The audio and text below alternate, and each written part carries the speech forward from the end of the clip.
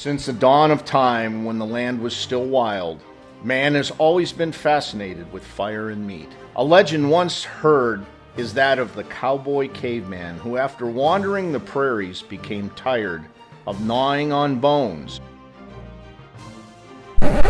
We ain't in the caveman days no more. I'm fitting to show you how to start them ribs in a Dutch oven, finish them on the grill, and whoo, they be so tender they'll fall off the bone.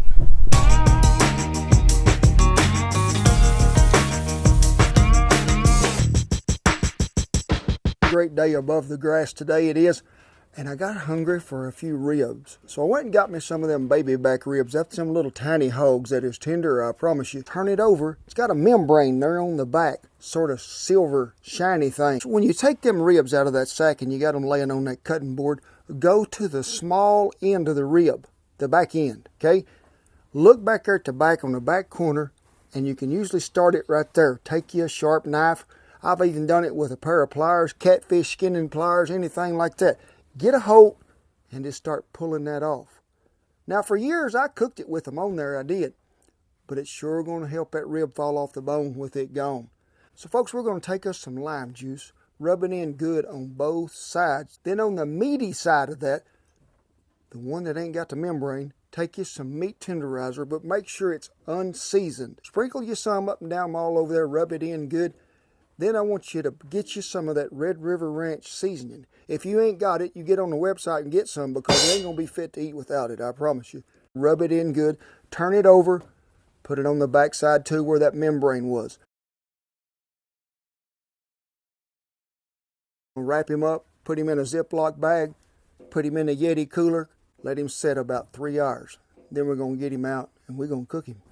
Over and I got this hog meat out of that Yeti, or maybe you took yours out of the icebox, ain't for sure. Now, I'm just going to put him in a 12-inch deep oven today. We're going to steam them, sort of steam and boil them, then we're going to finish them later on something else. But we're going to take some chicken broth, and I've used chicken or beef, but I prefer chicken broth. And I'm going to give you, because you got to give some moisture, you don't want to run out. I'm going to come up about that high right there. You could do this in a 12 shallow since we're just cooking one little side of ribs. I like to set them sort of rolled up here round to where they'll stand. But if this was just maybe just me and Shan, cut them things in half, lay them bone side down. That bone's got a little arch in it. It's going to keep it off that bottom of that Dutch oven. But when we're sitting on this bone, on the bottom of it here, we ain't going to hurt nothing.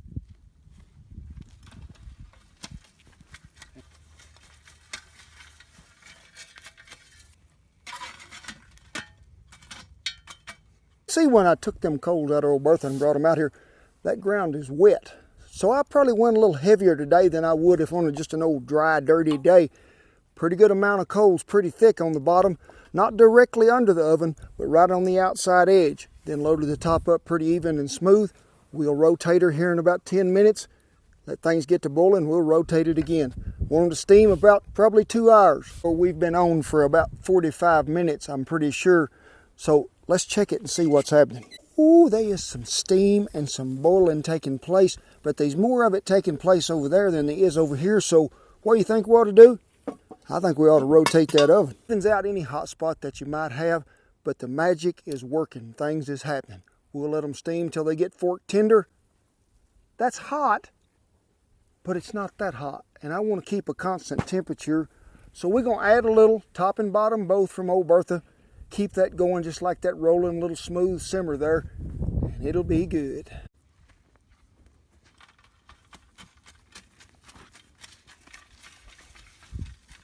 Hey, the timer went off. I seen it. I heard it go ding, ding. Time to check them ribs. Ooh, things is happening. See that color that we're getting there?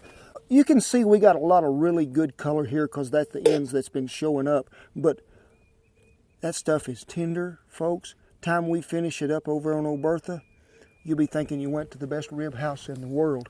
Now, this was probably on about 2.5 hours. We rotated it pretty regularly. We didn't have to add no liquid today, but you might. One thing you got to always make sure, do not let them run out of liquid because that's what's making that moisture to keep them ribs good and tender. Make sure you don't run out. In about 2 hours, check them. You want them fork tender. You've seen how they'd pull with that old fork. Now we're going to take them over and finish them up on the grill. Old Bertha will do her part. but we got to give them some color. Give them some of that good mesquite flavor that's coming out of there. We put these back on this grill to finish because I guarantee you they're tender enough to eat now. But I want to give them that crust on the outside. I want to give them that mesquite flavor. But we're going to keep them basted so we don't run out of nothing.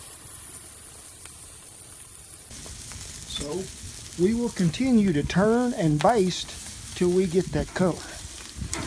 And you can see how them ribs have pulled away from that bone. It'll take you a little flipping back and forth time and time again because it's not just one side we're going to leave it. When they're that much near done, it's sort of a back and forth flip-flop deal.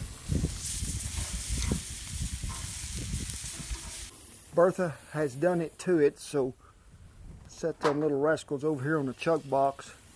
Whew. Them things is hot and they smoking. Don't use all that broth because you can save it till right there at the end. And when you plate these things, if you're waiting any period of time, sure, you got to let them cool off to cut them. But if you're waiting any longer than that, put them rascals back in here. Put that lid on them. Let them keep that moisture because nobody likes a dry rib. I like to turn mine over so I can see where I need to cut them. And they cut like butter. And I'm telling you folks, you do them this way, just like this. Don't cover them up with barbecue sauce before you first try them. Let's try them first. And if you think you absolutely got to have it, put it on there. But I like to taste meat for what it is. I wish y'all was here. I'd let you have a bite, but since you ain't, I don't mind eating all this by myself. Shannon will have a link below if you missed something. We are so glad that you had time to take a little time out of your busy day to watch us cook some ribs. We don't take it for granted that y'all watch us. Be sure and click the little subscribe button. God bless you each and every one for stopping by. See you. You mentioned celebrity. Hard.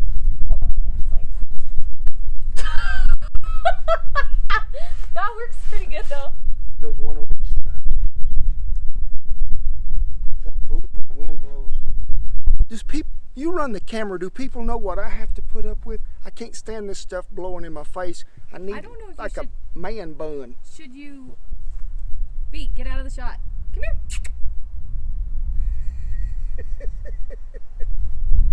He said, "You look like a dork." So tender they fall off the bone.